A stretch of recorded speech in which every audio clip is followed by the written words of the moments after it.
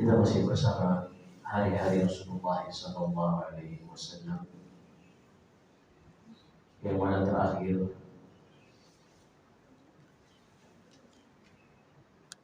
kita telah ambil berkaitan tentang kesepakatan hidup berdampingan antara kaum muslimin dengan orang-orang Yahudi yang sebelumnya juga bersama hidup berdampingan antara Muhajirin dan Ansar. Dan ketika Rasulullah SAW sedang membangun masyarakat di kota Madinah ini, kita telah sebutkan bahwasanya ada sebagian dari penduduk asli Madinah yang mereka tetap berada di atas kesyirikan, kekufuran. Ialah yang kelompok ini dipimpin oleh Abdullah bin Ubay bin Salul. Orang-orang Quraisy, sebagaimana telah kita singgung sebelumnya, mereka menulis surat kepada Abdullah bin Ubay ini bahwasanya orang-orang Quraisy akan datang menghabisi penduduk Madinah kalau mereka tetap melindungi Muhammad sallallahu alaihi wasallam. Maka orang-orang Quraisy mulai mengancam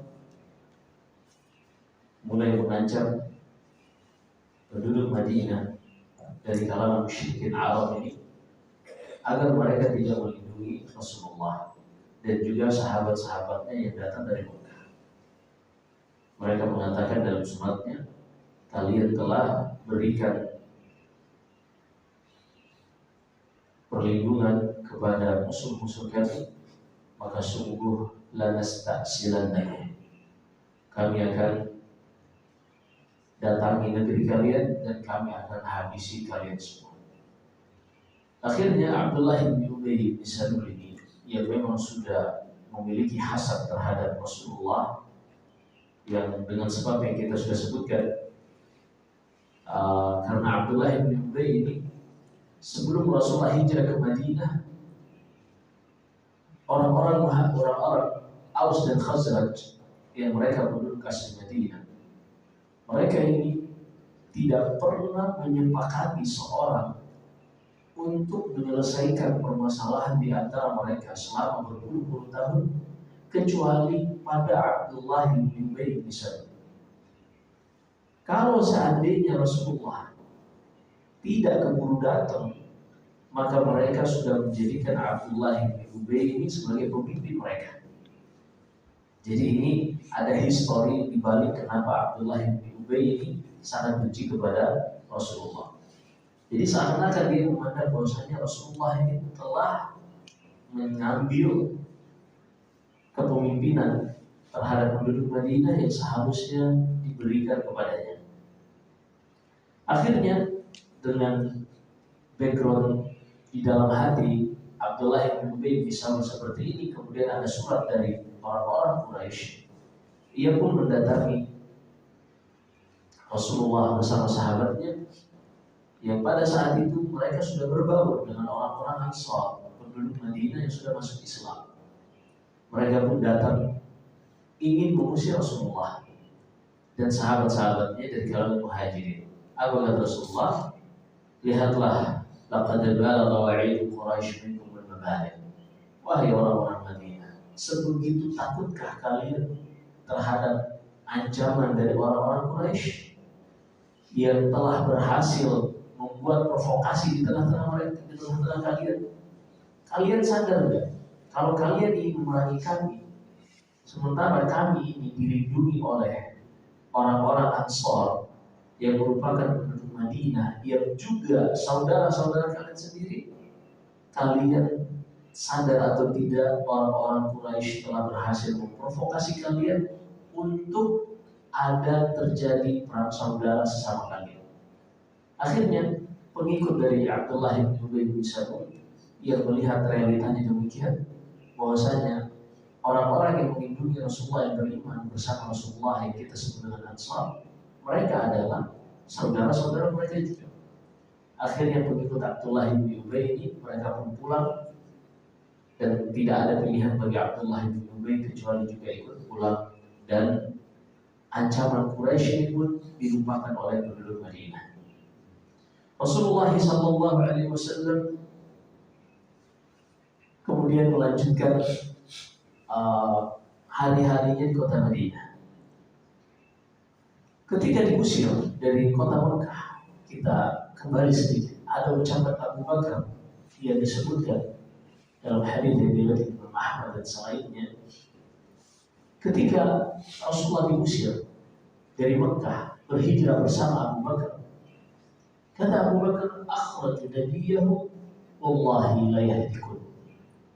Kok bisa-bisanya mereka mengusir Nabi yang diutus untuk menyelamatkan mereka, yaitu orang-orang Quraisy? Demi Allah, orang-orang Quraisy ini pasti akan binasa. Karena demikian sunnatullah, sejarah perjalanan manusia. Tidaklah ada suatu kaum umat sebelum kita yang mendustakan Rasul mereka, melainkan kaum tersebut akan binasa. Pada umat-umat sebelum kita, Allah Subhanahu wa Ta'ala menetapkan mereka dibinasakan dengan hukuman,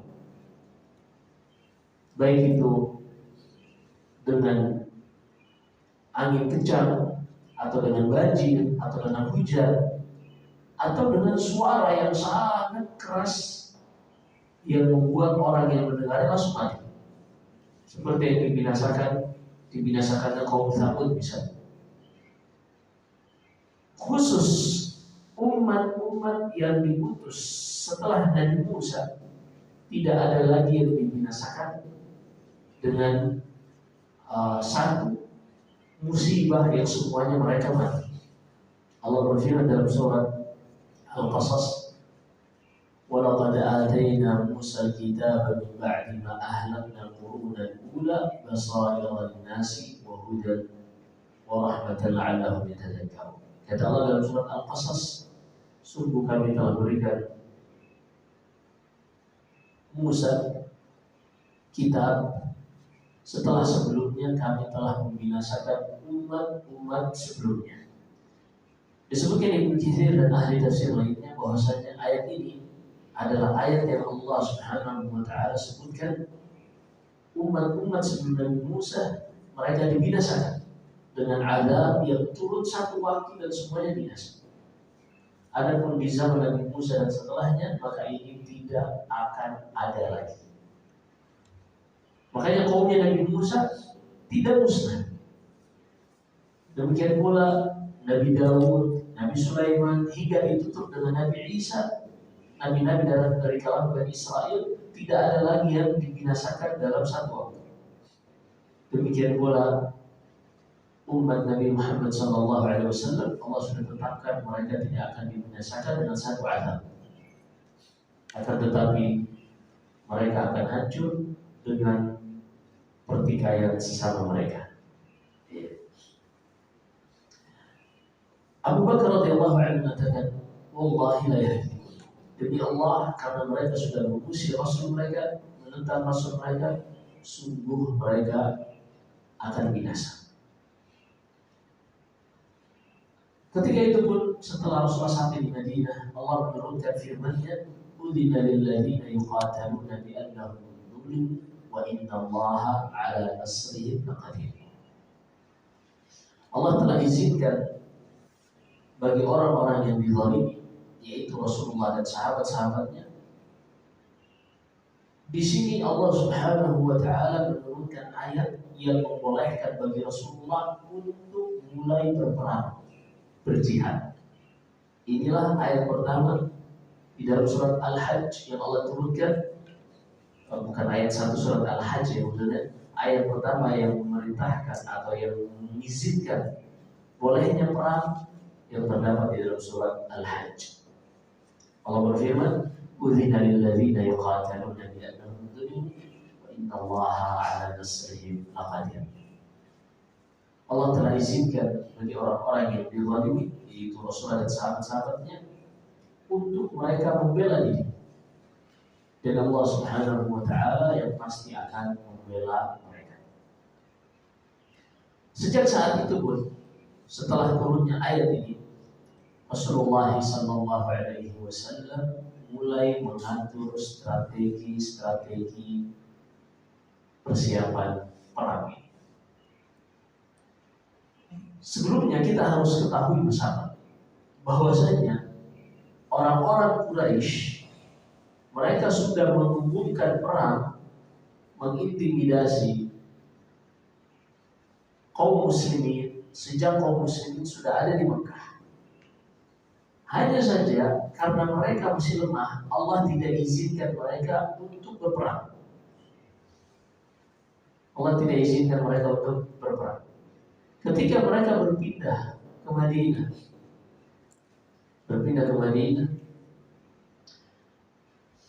peta kekuatan sudah mulai berubah. Rasulullah semakin banyak pengikutnya dari kalangan penduduk Madinah yang disebut dengan Ansar.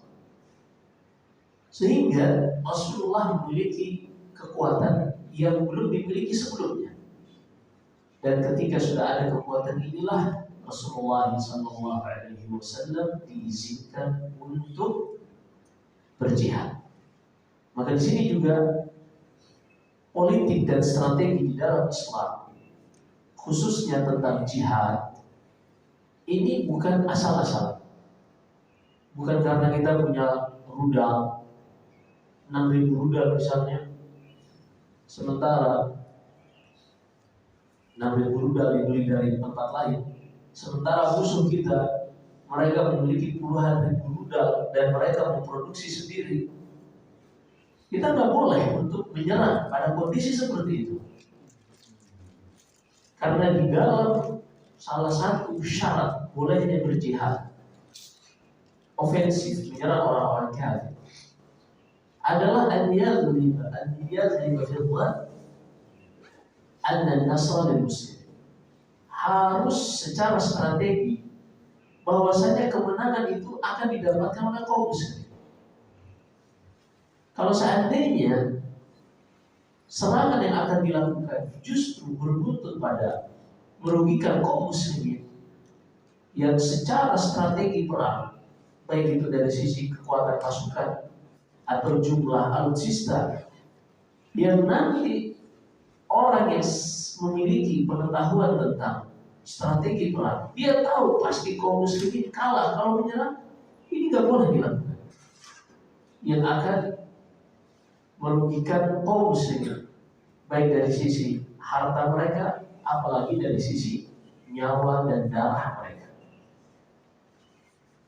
Sehingga jihad ini, perintah syiar jihad ini, Allah Subhanahu wa ta'ala tidak pernah serahkan kepada ormas atau individu.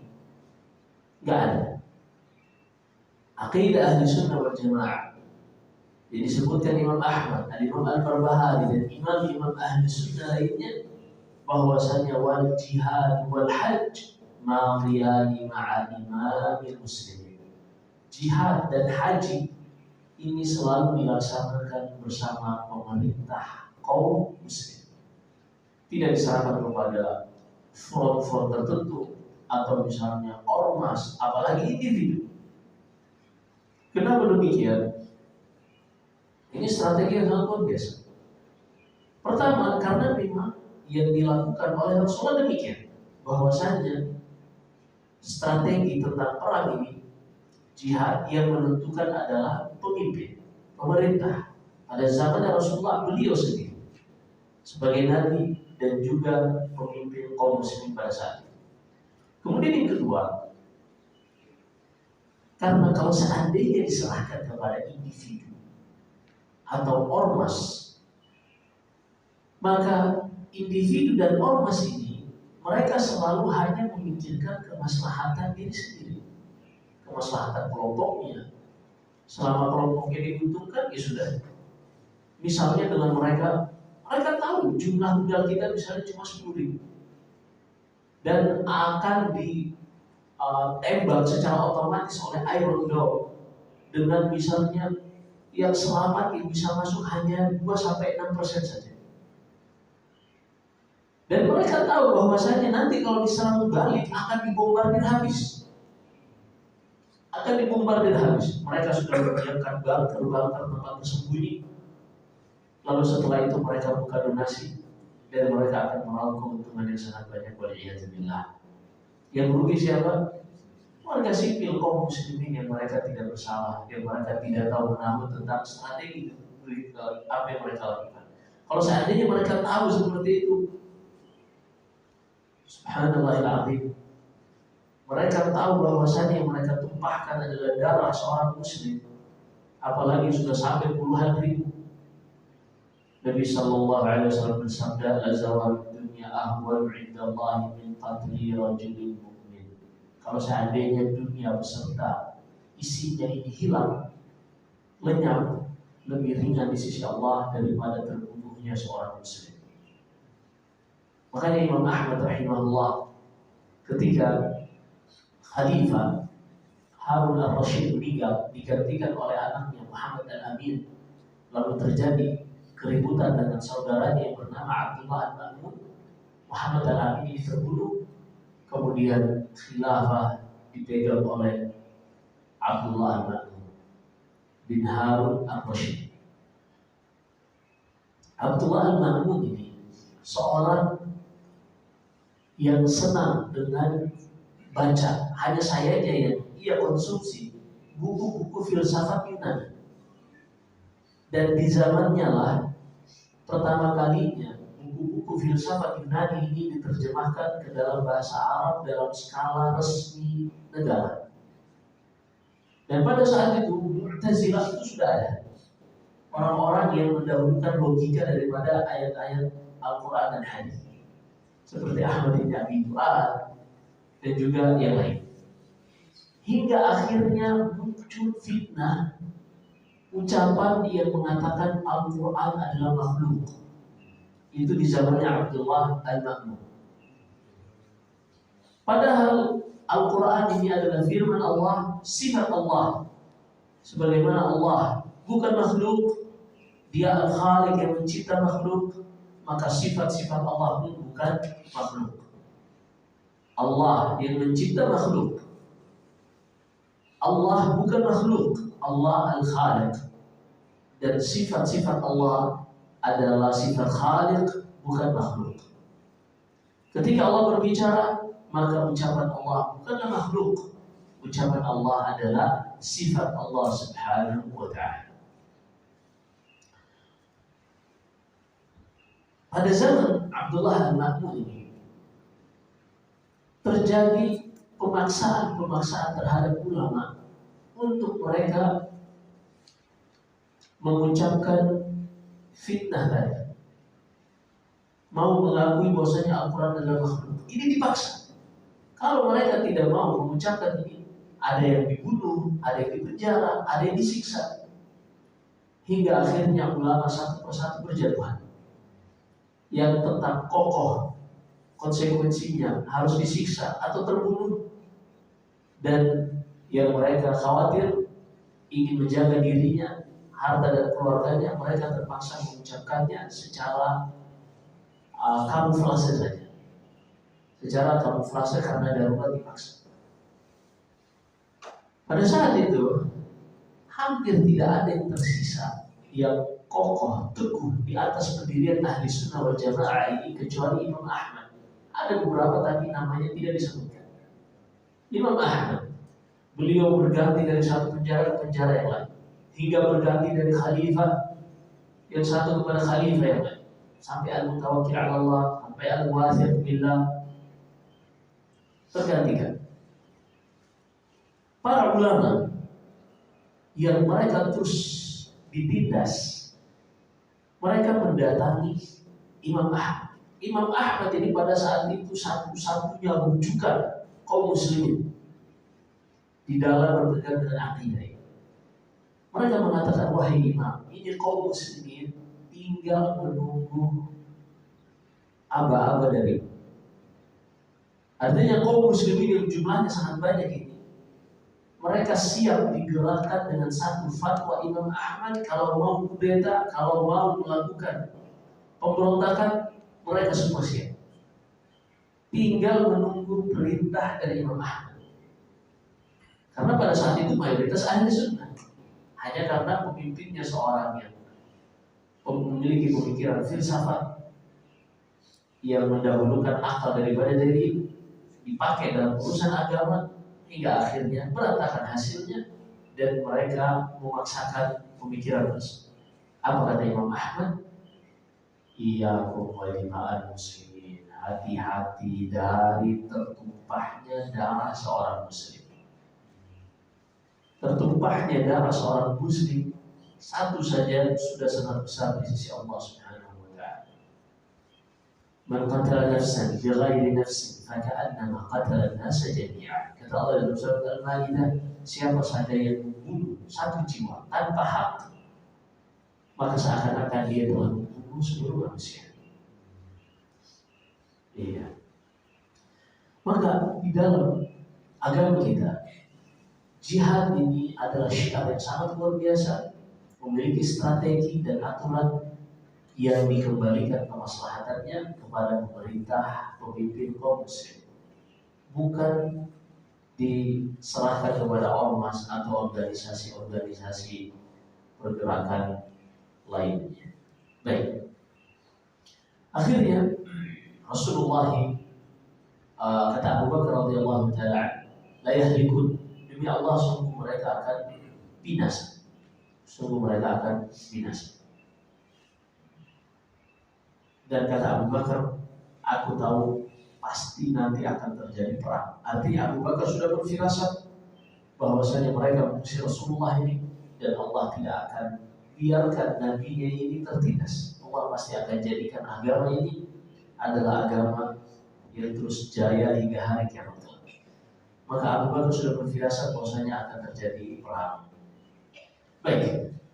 Kemudian di tahun pertama ini, tahun 1 Hijriah, awal-awal kedatangan Rasulullah di Madinah, Rasulullah SAW mengatur strategi setelah mengikat perjanjian damai dengan Yahudi dan orang-orang yang ada di Madinah. Rasulullah mulai memperluas untuk mengumpulkan sebanyak-banyaknya sekutu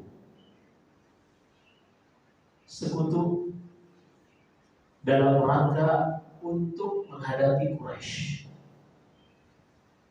Dan kita sudah sebutkan bahwasanya di dalam perjanjian sebelumnya antara kaum muslim dengan Yahudi, tidak mengapa jika salah satu pihak atau keduanya mereka mencari sekutu yang lain, selama bukan untuk memerangi siapa saja yang ada di dalam perjanjian ini. Kita sudah sebutkan poin. Maka Rasulullah pun mengutus pasukan-pasukan dalam rangka dua tujuan. Tujuan yang pertama, untuk memperluas jangkauan sekutu kaum muslim dengan mendatangi kabilah-kabilah yang ada di luar kota Madinah yang berada pada jalur perjalanan dagang orang-orang Quraisy. Perhatikan di sini, Rasulullah mengikat perjanjian atau persekutuan dengan kabilah-kabilah yang berada di jalur perjalanan perdagangan kafilah Quraisy. Karena musuh utama adalah Quraisy. Karena Quraisy ini yang memulai perang. Quraisy ini yang memerangi Rasulullah, yang mengusir Rasulullah, yang membunuh sahabat-sahabat Rasulullah waktu di Mekah. Kita sudah sebutkan banyak yang terbunuh, seperti Yasir, Sumayyah, banyak yang terbunuh. Maka Rasulullah ingin membalas mereka. Orang-orang Quraisy ini, mereka dahulu sudah merampas harta kaum muslimin. Apa yang ditinggalkan oleh kaum muslimin ketika mereka hijrah ke Madinah otomatis menjadi milik mereka, menjadi barang jarahan untuk orang-orang Quraisy. Sehingga Rasulullah SAW menyusun strategi bagaimana caranya untuk bisa membalas orang-orang Quraisy. Perhatikan di sini, membalas. Berarti bukan kaum muslimin yang memulai. Mereka membalas. Kita lihat. Rasulullah SAW mulai mengutus, ada namanya Sariyah, ada namanya Ghazwah. Sariyah ini pasukan yang diutus, yang Rasulullah mengangkat salah seorang dari mereka sebagai pemimpin. Kalau Ghazwah, ketika ada pasukan yang langsung dipimpin oleh Rasulullah. Jadi ada namanya Sariyah. Sariyah ini utusan yang dikirim oleh Rasulullah dengan dipimpin oleh salah seorang sahabat. Selain Rasulullah gak ikut. Kalau Rasulullah ikut namanya Ghazwah. Kalau Rasulullah ikut namanya Ghazwah. Itu istilah para ulama di dalam membedakan antara pasukan yang langsung dipimpin oleh Rasulullah ataukah tidak. Yang pertama adalah Sariyatu Sifil Bahar. Sifil Bahar ini adalah salah satu nama tempat yang berada di pinggiran laut, jalur dari Mekah menuju ke Syam. Jadi ada beberapa tempat mendekati jalur laut.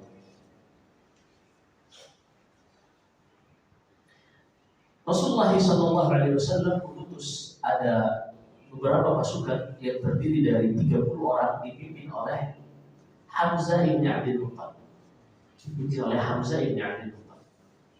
Kemudian ketika mereka sampai ke Sifil Bahar, mereka menjumpai kafilah dagang Quraisy yang ketika mereka bertemu belum sempat terjadi peperangan, pasukan ini sudah melanjutkan perjalanan. Yaitu kafilah Quraisy ini sudah melanjutkan perjalanan hingga akhirnya Hamzah radhiyallahu anhu bersama kaum muslimin yang lain kembali ke kota Madinah dan tidak terjadi perang. Kemudian yang kedua adalah Sariyatu Rabigh. Rabigh ini nama tempat, hingga sekarang masih ada kota Rabigh di Arab Saudi, yang pada saat itu dipimpin oleh Ubaid bin Al-Harith ibn Abdul Muttalib. Hingga akhirnya mereka bertemu di suatu tempat yang bernama Rabigh, yang jumlah kaum muslimin pada saat itu 60 orang, namun jumlah Quraisy lebih banyak, yaitu sekitar 200 orang dalam kafilah ini. Sempat terjadi saling melemparkan anak panah, namun karena jaraknya jauh, tidak terlalu berdekatan, tidak terjadi perang secara langsung, hingga akhirnya dua kelompok ini terpisah dan kafilah yang dipimpin pada saat itu melanjutkan perjalanan. Kemudian yang ketiga ada namanya Sariyatul Kharrar.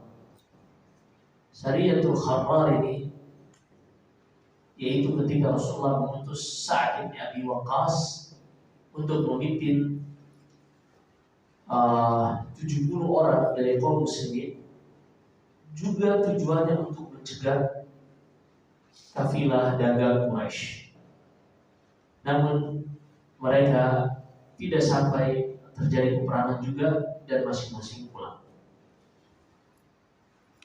Hingga akhirnya yang berikutnya adalah yang disebut dengan Sariyatul Waddan atau Ghazwatul Waddan. Ghazwatul Waddan ini karena namanya Ghazwah berarti dipimpin langsung oleh Rasulullah, yang mana tujuannya adalah untuk sampai kepada satu kabilah Bani Dhamrah ibni Bakar ibni Abdi Manaf ibni Kinanah. Ini salah satu kabilah besar. Hingga akhirnya ketika Rasulullah SAW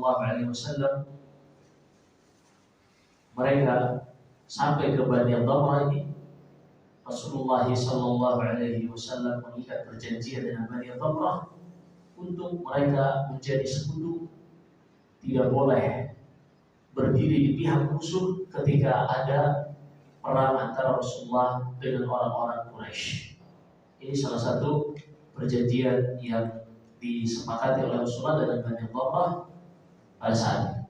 Kemudian yang berikutnya Ghazwat Buah, lalu diikuti dengan Ghazwat Safawat, lalu Ghazwat Dzul Usyairah. Ini beberapa pasukan-pasukan yang diutus, namun tidak sampai terjadi peperangan. Hingga akhirnya yang terakhir adalah Sariyatul Nakhlah. Sariyatul Nakhlah yang mana yang diutus adalah Abdullah bin Jahash. Abdullah bin Jahash ini dia diutus oleh Rasulullah SAW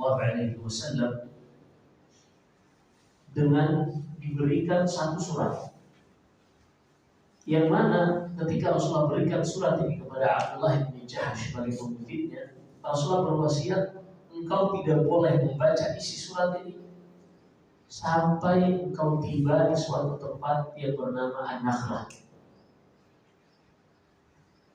Hingga akhirnya Abdullah bin Jahash bersama pasukannya pada saat itu, mereka pun sampai ke tempat yang dikabarkan oleh Rasulullah untuk membuka surat. Hingga akhirnya di dalam isi surat tersebut kata Rasulullah, "Idza nazarta fi kitabi hadza famdi hatta tanzila nakhlatan baina Makkah wa Thaif fatarsud biha 'ira Quraisy wa tu'lim lana min akhbarihim."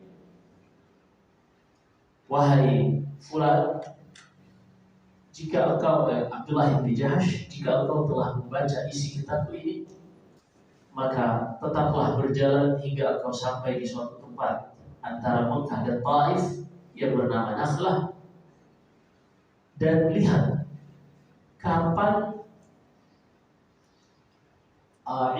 kafilah dari Quraisy ini mulai berjalan menuju Makkah, mulai berjalan menuju Syam. Hingga akhirnya ketika Abdullah bin Jahash membaca hal tersebut, dia pun mengatakan, "Sam'an wa ta'atan ya Rasulullah." Aku siap melaksanakan perintah ini oleh Rasulullah. Ketika sampai di tempat tersebut, Nakhlah antara Makkah dan Taif, Abdullah bin Jahash bersama pasukannya berada di suatu tempat. Tiba-tiba mereka melihat ada satu kafilah milik Quraisy yang dipimpin oleh Ibnu Hadram.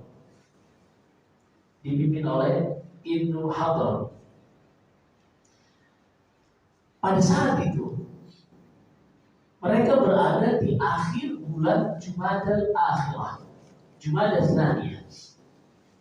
Setelah bulan Jumadal Tsaniyah ini berganti menjadi bulan Rajab, iya kan? Setelah Jumadal Ula, Jumadal Tsaniyah, Rajab, Sya'ban, Ramadan, kan seperti itu. Di akhir bulan ini, Abdullah bin Jahash bersama pasukannya, mereka tidak bisa memastikan, susah untuk melihat apakah itu masih akhir dari bulan Jumadal Tsaniyah ataukah sudah masuk bulan Rajab. Kalau sudah masuk bulan Rajab, berarti sudah masuk bulan Muharram. Artinya di antara bulan-bulan yang diharamkan. Kan ada 4 ya, bulan yang diharamkan ya. Arti diharamkan di sini disucikan sehingga tidak boleh ada pertumpahan darah, tidak boleh ada permusuhan, tidak boleh ada peperangan pada bulan tersebut. Ini disebut dengan bulan haram. Ada 4. Yang pertama Syawal, Dzulqa'dah, Dzulhijjah, Muharram. Dzulqa'dah, Dzulhijjah, Muharram, kemudian Rajab. Dzulqa'dah, Dzulhijjah, Muharram ini berurutan 3 bulan berturut-turut. Adapun Rajab ini terpisah, berada antara Jumadal Tsaniyah dengan Sya'ban. Maka Abdullah bin Jahash ini di akhir bulan, dia nggak tahu ini sudah masuk bulan Rajab ataukah masih bulan Jumadal Tsaniyah. Ketika itu pun ia berijtihad, ia mengambil anak panahnya karena sangat dekat jaraknya dengan pasukannya, kafilahnya yang dipimpin oleh Ibnu Hadrami. Ia pun melepaskan anak panahnya dan berhasil membunuh Ibnu Hadrami.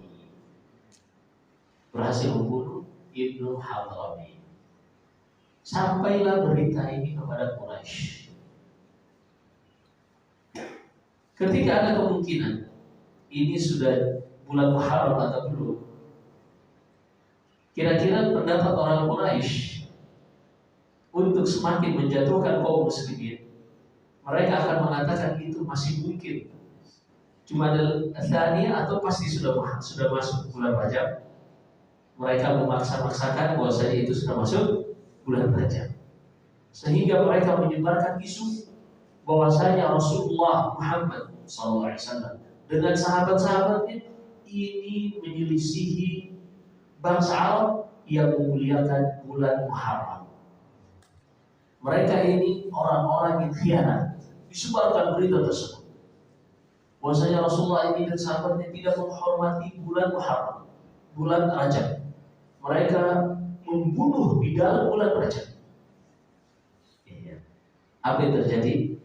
Allah menurunkan firman-Nya di dalam surat Al-Baqarah. Kata Allah, "Yas'alunaka 'anil syahril harami qitalin fihi." Mereka bertanya kepada engkau wahai Muhammad tentang bulan haram, pembunuhan yang terjadi di dalamnya. Apa yang dilakukan oleh Abdullah bin Jahsh membunuh Ibnu Hadrami pada bulan Rajab ini. Kata Allah, "Qul," katakan kepada mereka wahai Muhammad, "Qitalun fihi kabir." Membunuh di bulan haram ini adalah perkara yang besar. Tapi kata Allah, "Wasaddun an sabilillah wa kufrun bihi wa ikhraju ahlihi minhu akbar 'inda Allah." Tapi ada yang lebih besar dari itu. Apa itu? Kufur kepada Allah lebih besar hanya dari sekadar membunuh di bulan haram. Kufur kepada Allah ini lebih besar daripada hanya sekadar membunuh di bulan haram. Membunuh di bulan haram ini besar-besar. Tapi kalau kufur, tidak ada dosa yang lebih besar dari kekufuran. Kemudian kata Allah, "Wasaddun an sabilihi wa kufrun bihi wa ikhraju ahlihi minhu akbar 'inda Allah." Katakan kepada orang-orang Quraisy, udahlah kalian jangan menutup mata. Kalian menjadikan satu pelanggaran yang dilakukan oleh Abdullah bin Jahsh ini untuk menjatuhkan Rasulullah dan sahabatnya. Sadar gak kalian?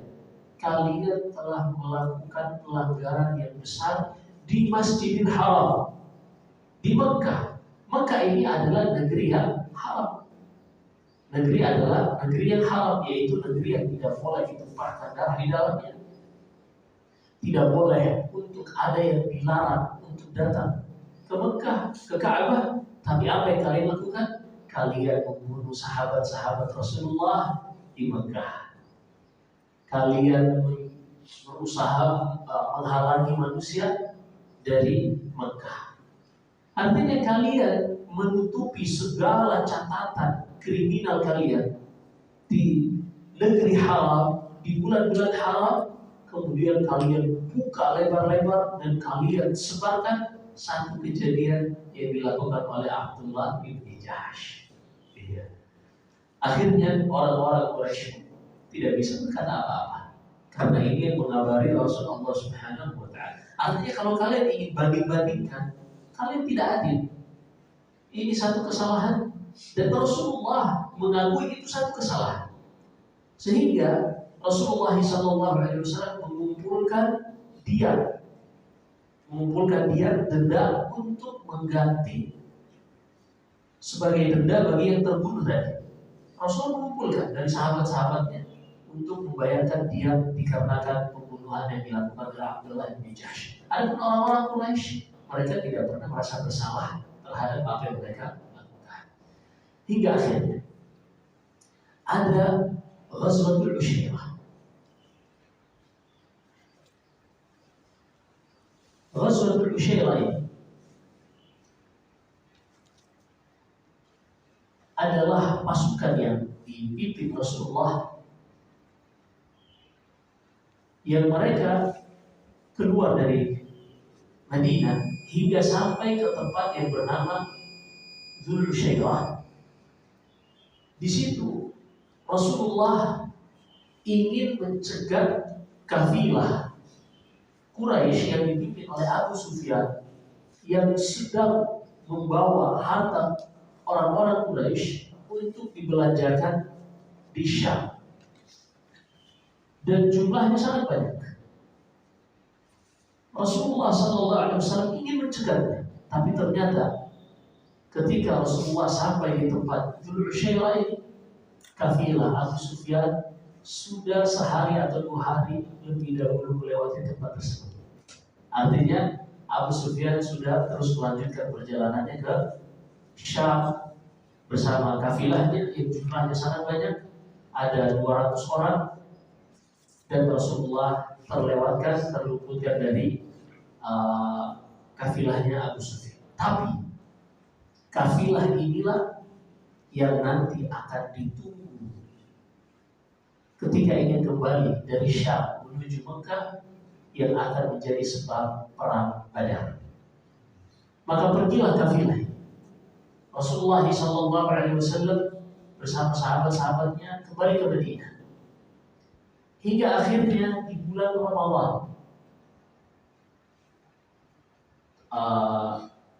tadi Rajab, terbunuhnya Ibnu Hadrami, kemudian Sya'ban, kemudian Ramadan.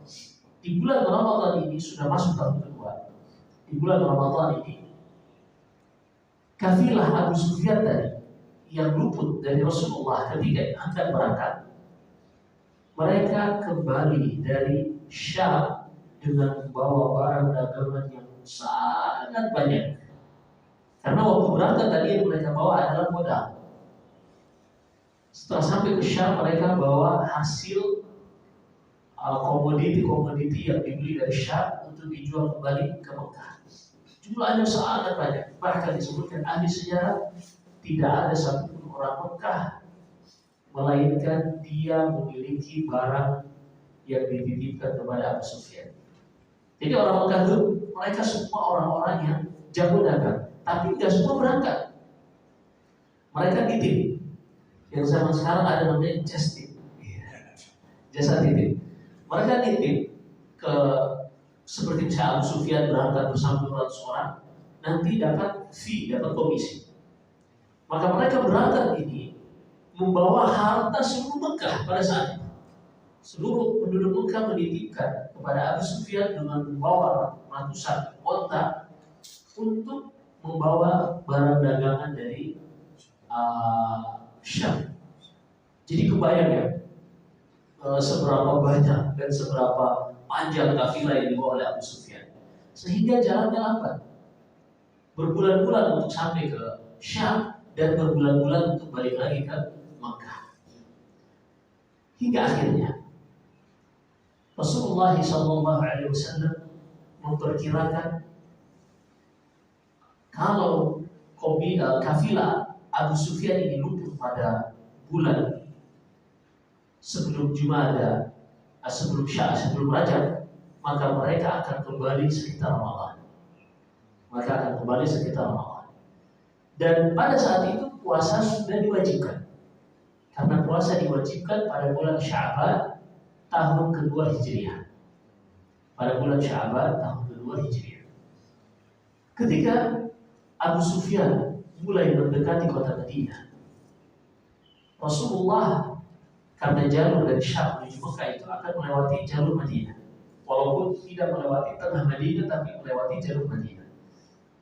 Rasulullah pun mengatakan kepada sahabatnya, ayo kita keluar mencegah kafilah yang dibawa oleh Abu Sufyan ini, la'allallaha yughannimanah. Semoga Allah Subhanahu wa taala menjadikan bagi kita ada bagian ghanimah dari kafilah yang dibawa oleh Abu Sufyan. Kita jelaskan bahwasanya mungkin ada orang yang mengatakan, oh berarti ini pembajakan dong, pembegalan dong. Bukan, ini perang. Kita sudah sebutkan bahwasanya orang-orang Quraisy sudah merampas harta kaum muslimin yang ada di Mekah. Rumah mereka diambil, harta mereka dirampas, bahkan mereka dibunuh di Mekah. Jadi ini perang, dan perang itu biasa. Ketika misalnya ada dua pasukan yang saling berperang, salah satunya kalah, maka harta dari pasukan yang kalah ini menjadi harta rampasan perang bagi yang menang. Ini kesepakatan internasional. Ini kesepakatan internasional. Akhirnya Rasulullah SAW hanya mengajak sebagian sahabat saja, karena memang tujuannya bukan untuk perang, tujuannya hanya untuk mencegah kafilah Abu Sufyan. Sehingga Rasulullah tidak membawa pasukan yang banyak. Jumlah Abu Sufyan hanya sekitar 200 orang. Rasulullah hanya mengajak sebagian sahabatnya yang mereka memiliki kendaraan, atau sebagian jalan kaki yang mereka siap. Sehingga jumlahnya pada saat itu cuma 314 atau 312 orang saja yang ikut bersama Rasulullah. Hingga akhirnya ketika kafilahnya Abu Sufyan yang mendekat, dan Abu Sufyan ini seorang yang walaupun dia musyrik pada saat itu, tapi dia amanah. Abu Sufyan ini mengetahui jalur yang dia lewati, jalur yang rawan. Setiap kali Abu Sufyan ingin melewati suatu tempat, ia akan memutus terlebih dahulu mata-mata. Dikirim terlebih dahulu mata-mata untuk melihat apakah aman jalurnya atau tidak. Hingga akhirnya yang diutus oleh Abu Sufyan ini mengetahui bahwasanya Rasulullah sudah menyiapkan pasukan yang akan mencegah Abu Sufyan melewati jalan yang Rasulullah berada di tempat tersebut. Apa yang terjadi ketika mata-mata tadi kembali sampai kepada Abu Sufyan berita bahwasanya Rasulullah sudah mempersiapkan pasukan, maka Abu Sufyan pun segera mengutus pasukan lagi untuk ke Mekah. Untuk ke Mekah meminta tambahan pasukan membantu Abu Sufyan menyelamatkan barang-barang dagangan orang-orang Mekah. Di sisi lain, kita ambil dikit lagi, belum masuk ini waktu duha ya, 5 menit lagi. Di sisi lain disebutkan Ibnu Katsir rahimahullah dalam kitabnya Al-Bidayah wa Nihayah, Atikah bintu Abdul Muttalib. Atikah ini bibi dari Rasulullah. Atikah bintu Abdul Muttalib, anak dari kakek Rasulullah. Dia bermimpi bahwasanya suatu saat ketika ia tidur, ia melihat dalam mimpinya ada seorang yang datang menuju Ka'bah naik kuda. Lalu dia memanggil, ya Wasubaha. Wasubaha ini biasanya digunakan untuk memberitahukan suatu desa bahwasanya akan ada pasukan yang menyerang. Dia pun berteriak, Wasubaha. Di dalam mimpi tersebut pun orang-orang Mekah berkumpul kepada orang tadi yang naik kuda mendekati Ka'bah. Hingga akhirnya orang ini pun mengatakan, ya la budur, ya la fujur, wahai orang-orang yang pelaku kriminal, pelaku maksiat, wahai para pengingkar janji, yaitu orang-orang Quraisy. Setelah mereka semua berkumpul, orang ini pun mengambil batu yang sangat besar dan melemparkan kepada penduduk Mekah. Kata Atikah di dalam mimpinya, tidak ada satupun rumah penduduk Mekah melainkan terkena pecahan-pecahan dari batu yang besar. Atikah setelah bermimpi, keesokan harinya ia menjumpai saudaranya yaitu Al-Abbas bin Abdul Muttalib dan ingin menceritakan mimpinya ini. Hanya saja Al-Abbas diminta kesepakatan oleh Atikah untuk tidak menceritakan mimpi ini kepada siapapun. Setelah Al-Abbas setuju, Barulah Atikah menceritakan mimpinya ini. Hingga akhirnya Al-Abbas dia pun mencoba untuk tidak menceritakan kepada siapa mimpi dari Atikah. Tapi ia bertemu dengan Al-Walid bin Mughirah, salah seorang sahabatnya, dan dia pun menceritakan tentang mimpi Atikah. Tapi kata Al-Abbas, ingat, tidak boleh diceritakan kepada orang lain. Setelah cerita ini sampai kepada Al-Walid bin Mughirah, Al-Walid bin Mughirah ini menceritakan kepada sahabat karibnya yang bernama Abu Jahal ibni Hisham. Iya. Tapi kata Al-Walid bin Mughirah, wahai Abu Jahal, jangan ceritakan kepada orang lain. Syaratnya. Ketika sudah sampai di telinga Abu Jahal, apa yang terjadi? Abu Jahal pun memanggil Al-Abbas bin Abdul Muttalib. Ketika bertemu Al-Abbas, Abu Jahal mengatakan, ya Abbas, tidak cukupkah kalian membuat kedustaan bahwasanya di keluarga kalian ada nabi laki-laki, sehingga kalian ingin menambah ada lagi satu nabi, yaitu perempuan Atikah? Karena bermimpi tentang perkara yang belum terjadi, ini sesuatu yang apalagi untuk keburukan penduduk Mekah, ini mereka nggak akan terima.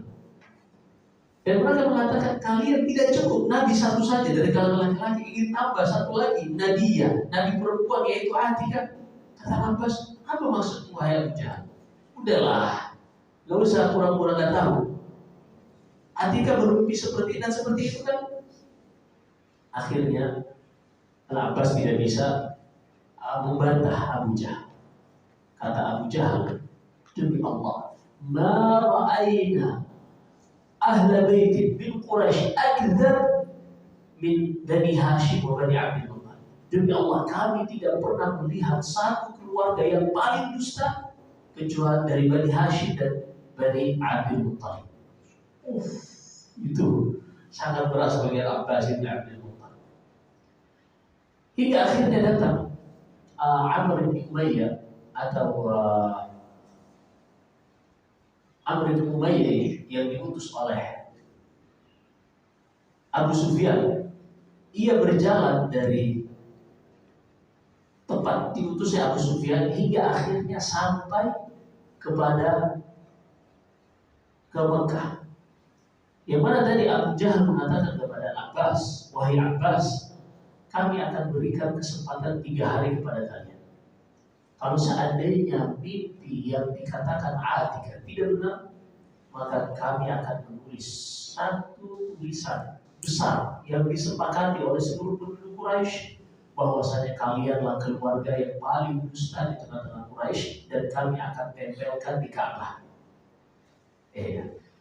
Beri waktu 3 hari. Hingga akhirnya datang utusan Abu Sufyan tadi. Ia pun segera berlari. Lalu wah sobaha, dia memanggil seperti mimpi Atikah. Wahai orang-orang Quraisy, berkumpullah semuanya. Berkumpul semuanya. Lalu mereka mengatakan, dia mengatakan adribu irakum, ayo cepat kalian segera selamatkan barang-barang dagangan kalian yang akan dicegat oleh Muhammad bersama sahabat-sahabatnya.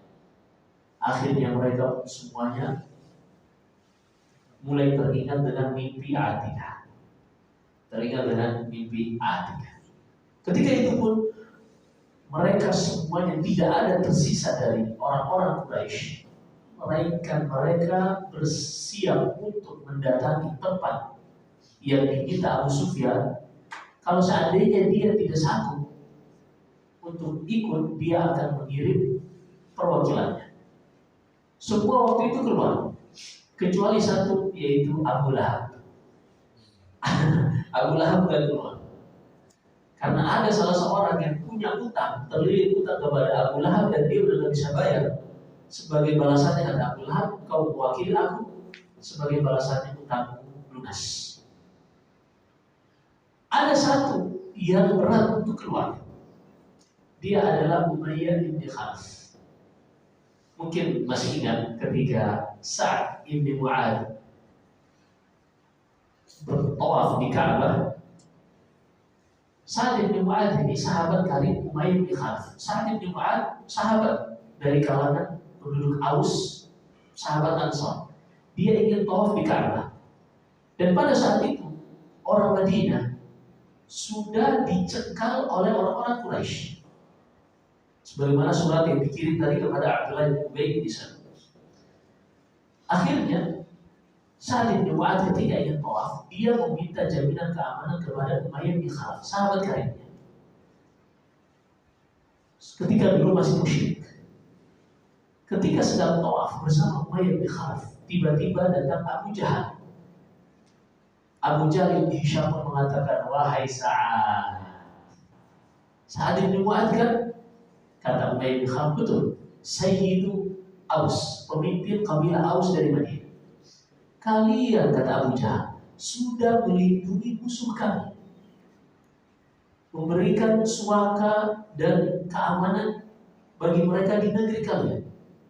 Kemudian engkau ingin tawaf secara aman di Ka'bah, tempat kekuasaan kami? Mustahil, kata Abu Jahal. Mustahil kau bisa tawaf dengan aman. Lalu kata Sa'ad bin Mu'adz meninggikan suaranya dengan mengatakan, silakan cegah, silakan halangi aku untuk tawaf. Wallahi la'amna'anna tariqaka ila Syam. Demi Allah kami akan menutup jalan yang kalian lewati menuju Syam. Ya, karena orang-orang Mekah untuk ke Syam mereka harus melewati Madinah. Kalau tidak, putar sangat jauh, melewati gurun pasir yang mungkin mereka bisa binasa di situ. Jadi strategis posisi Madinah. Ketika Umayyah bin Khalaf mendengar Sa'ad bin Mu'adz ini membalas ucapan Abu Jahal dengan meninggikan suaranya, kata Umayyah, ya Sa'ad, la tarfa' sawtaka 'ala sayyidi ahli wadi. Wahai Sa'ad, jangan kau mengeraskan suara kepada Abu Jahal, pemimpin kami. Apa kata Sa'ad? Ya Umayyah, wahai Umayyah, silakan ucapkan apa yang kau ucapkan. Tapi aku pernah mendengar Rasulullah bahwasanya dia akan membunuh. Aku pernah mendengar Rasulullah dia akan membunuh. Umayyah bin Khalaf, dia tahu Rasulullah tidak pernah bohong, Muhammad tidak pernah berdusta. Lalu dia bertanya, Umayyah bertanya, aina yaqtulun, di mana dia akan membunuh? Di Makkah atau di luar? Kata Sa'ad, aku nggak tahu. Tapi yang jelas Rasulullah sudah mengabari dia akan membunuh. Sejak saat itu pulang ke rumahnya, Umayyah bin Khalaf mengatakan kepada istrinya, wahai istriku, barusan temanku, sahabatku Sa'ad bin Mu'adz mengatakan Muhammad sudah mengatakan dia akan membunuhku, dan engkau tahu wahai istriku bahwasanya Muhammad tidak pernah berdusta. Ini ucapan Umayyah bin Khalaf. Dia mengatakan Muhammad tidak pernah berdusta, pasti dia akan membunuh. Akhirnya sejak saat itu Sa'ad bin Mu'adz tidak pernah keluar dari Mekah. Umayyah bin Khalaf tidak pernah keluar dari Mekah. Ketika datang panggilan untuk menolong kafilah Abu Sufyan, Umayyah bin Khalaf mengingat ucapan Sa'ad bin Mu'adz. Dia nggak mau keluar. Dia nggak mau keluar. Hingga akhirnya Abu Jahal bin Hisham datang mengatakan, wahai Umayyah, ente ini pemimpin di tengah-tengah orang Quraisy. Ente ini figur rujukan orang-orang Quraisy. Kalau ente gak keluar, gak ikut membantu Abu Sufyan, nanti yang lain juga gak ikut. Udah deh gini aja, ente ikut aja bentar. Nanti kalau di perjalanan ente mau pulang, ya udah pulang. Yang penting mereka ini udah ikut. Nah, ini Abu Jahal jago lebih-lebihnya. Hingga akhirnya Umayyah bin Khalaf pun ikut. Dan Rasulullah SAW bersama sahabatnya juga mengikuti pergerakan kafilah dari Abu Sufyan ini. Dan belum terjadi pertemuan hingga akhirnya terhenti Rasulullah bersama sahabatnya di suatu tempat yang di situ ada mata air. Dan biasanya pasukan itu kalau mencari tempat yang strategis adalah di mata air. Mata air itu bernama Badar. Tempat mata air itu bernama Badar. Dan disitulah nanti akan terjadi sebuah peristiwa yang mengubah sejarah yang sebelumnya kaum muslimin dipandang sebelah mata. kemudian akan menjadikan orang-orang takut terhadap kaum muslimin, yang itulah yang terjadi pada perang Badar. Kita akan bahas kisahnya pada pertemuan berikutnya insyaallah taala. Nantikan episode selanjutnya. Baik, ini bisa kita sampaikan, udah lewat banget, mohon maaf. Gak usah ada pertanyaan atau ada pertanyaan? Cukup ya? Kalau ada yang ingin ditanya, silakan. Silakan. Untuk 4 bulan tadi yang dilarang bermasyarakat, apakah itu masih berlaku sampai sekarang? Gimana? Untuk 4 bulan yang dilarang untuk pertemuan darah, apakah itu? Oh, maksud di bulan haram. Apakah itu masih berlaku sampai sekarang? Berlaku sampai sekarang. Allah Subhanahu wa taala berfirman, "Inna 'iddatash shuhuri 'inda Allahi 12 syahran fi kitabillahi yawma khalaqas samawati wal arda minha arba'atun." Allah berfirman dalam surat At-Taubah, jumlah bilangan bulan di sisi Allah itu ada 12 bulan sejak Allah menciptakan langit dan bumi, dan sejak itu ada 4 bulan yang Allah jadikan bulan-bulan haram. Ini berlaku sejak awal penciptaan langit dan bumi sampai hari kiamat kelak. Allah berfirman, "Fala tadlimu fihinna anfusakum." Maka janganlah kalian menzalimi diri-diri kalian khususnya pada 4 bulan ini, yaitu jangan ada peperangan, jangan ada pertumpahan darah dan seterusnya.